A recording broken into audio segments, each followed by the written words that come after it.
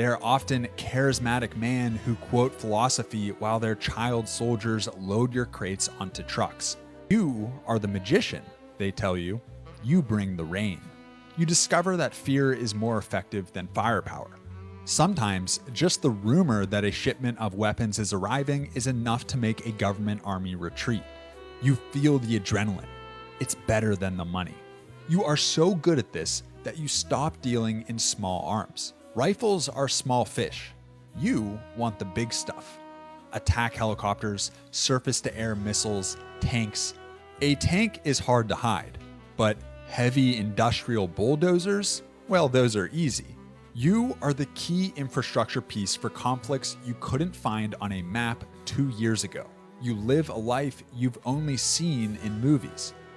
You buy a penthouse in Monaco. You buy a watch that costs more than your father's house.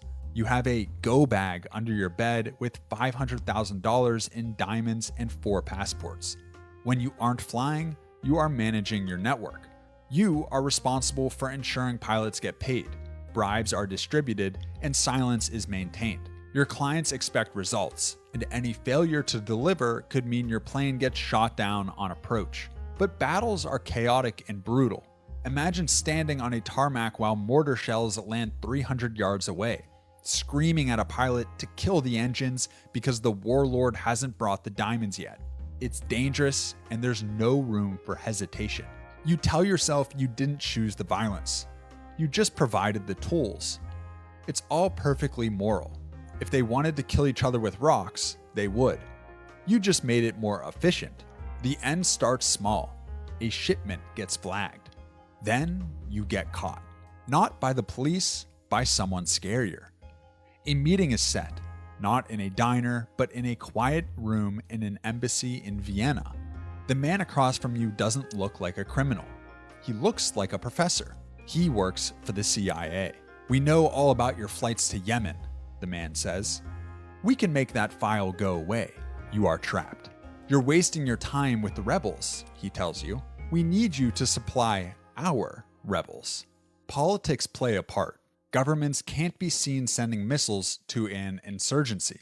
They need a middleman. They need you. You become an expert in state-sanctioned smuggling. The Pentagon wires money to your shell company in Delaware.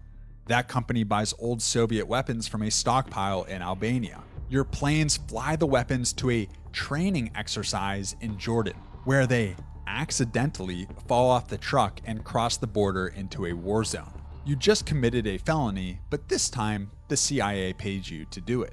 Unfortunately, you're now a prisoner. The paranoia is non-stop. You check your car for a bomb every morning. You change your burner phone every week. You never sit with your back to the door. Is it the Russians? Is it the Americans trying to tie up loose ends? Or is it a competitor? Every night brings nightmares. Faces of people you've armed, voices begging for mercy. You drink heavily, but alcohol doesn't wash away the memories. Years of stress take a toll on you. One day, you miscalculate. You sell to the wrong side. It's a crack in the wall. "We need to talk," the text says. "The landscape is changing," your CIA handler says. "The peace treaty is being signed next week." You're a very, very expensive loose end. A new administration has taken control of the CIA. They want to look tough on crime. They need a trophy. They need a merchant of death to parade in front of the cameras. You're the biggest liability of all. You're the only one who can connect the government to the guns. You're at an airport in Thailand. Suddenly, they're screaming. Men in black tactical gear swarm the lobby. The crowd parts. You are slammed to the ground. Confusion makes it hard to distinguish friend from foe. Are these assassins or police? They drag you into an interrogation room, but they don't want a confession. They want silence. Word spreads that the merchant of death has fallen. The crowd that watches on the news cheers your arrest. You feel sick.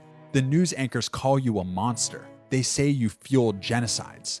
They don't mention that the governments arresting you were your biggest clients for the last decade. But for many like you, this is how it ends. Not in a blaze of glory, but in silence.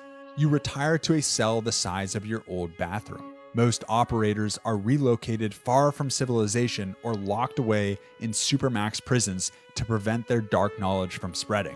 You spend weeks staring at the walls. You'd kill to be back in that cubicle in your first port city. You've paid your debt to a world that needed someone to do its dirty work. But at least it's over for you. The nightmares stop. The paranoia ends. You were just a number for the war machine. If you're lucky, you will be traded in a prisoner swap 10 years from now. But you probably won't be lucky. A life lived for the wars of others. This is the true cost of business.